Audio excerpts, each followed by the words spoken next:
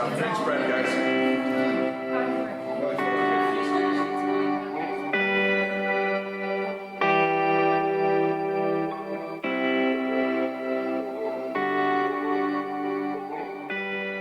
Now that you know all about what we here at Rooster Table stand for, it's time to pick the perfect piece for your home. Selecting a perfect cutting board is more than just a matter of aesthetics or size. It's about understanding the material's properties and how they interact with your knives and food. And to help me do that, I'd like to introduce you to my friend and a valued member of the Rooster Table family, John Barber.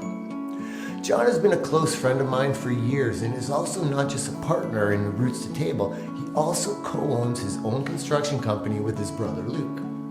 In addition to all of that, John has also been extremely passionate about woodworking since his dad taught him at a very, very young age. When I decided to pursue this dream of Roots to Table, John was the first person I called to help with building the most beautiful and durable wood products possible. So who better to walk through all the whats, whys, and woulds? Welcome, John. Thanks, Jay. Spending most of my life working with lumber has taught me about the importance of choosing the right type of wood with the proper grain patterns that make for the ideal cutting board.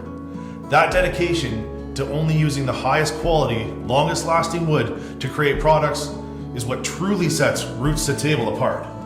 But it's not just because of the high quality wood we use. We also take into consideration something called the Janka rating. The Janka Hardness test measures the wood's resistance to wear and denting. A higher Janka rating means the wood is harder and more durable, but you have to have balance.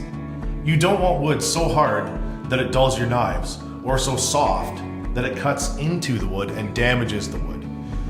So as a Janka rating between 900 and 1500 is generally ideal for cutting boards, balancing durability and knife friendliness. We find the perfect balance in the two incredible wood types that we work with. First up, we have maple, the king of durability. Maple is a top choice for cutting boards due to its durability and high Janka rating of about 1450. That makes it resilient against wear and tear, and its fine grain makes it less porous, meaning fewer bacteria and easier cleaning. And we're lucky enough to live in an area where maple trees grow so prominently. Their beauty and durability is unmatched, and the syrup, it ain't too bad either.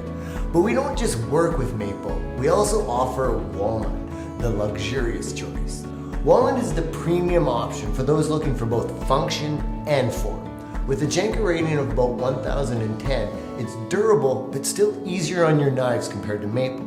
Its dark, rich color adds a touch of luxury to any kitchen. And it's not just about the types of wood, it's also about finding the perfect grain. First up, we have end grain, which tends to be the most expensive and highest maintenance.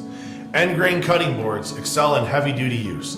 The wood fiber is oriented in a way that makes your knife slide between them, reducing wear in both the blade and the board. Now you might be asking, so should we only get end grain boards then? Well, end grain boards are more durable and do hide knife marks well. They take about twice as long to manufacture, making them a lot more expensive. So while their higher price tag and quality makes for great gifts, and their durability makes them best for heavy chopping, they do need a lot more care. There's also edge grain, which makes a great everyday option, and in my opinion, is really the best board for the majority of the people. They're strong and budget friendly, a top pick for most home cooks.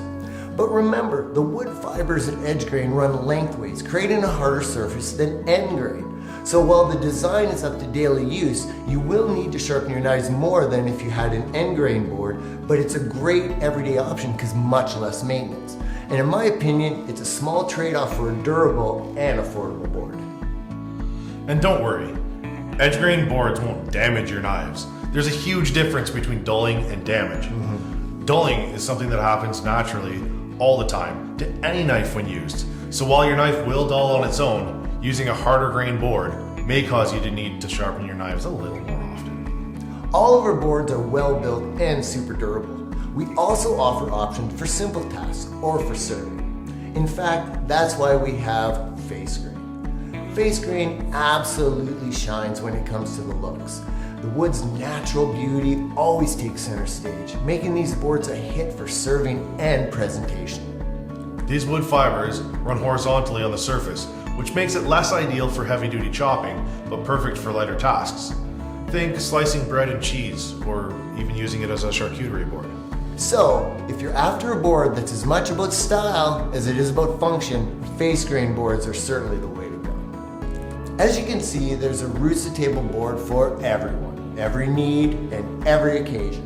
Stick around for our next video where we'll teach you how to keep your board clean, looking great, and ready to serve your guests at your next gathering.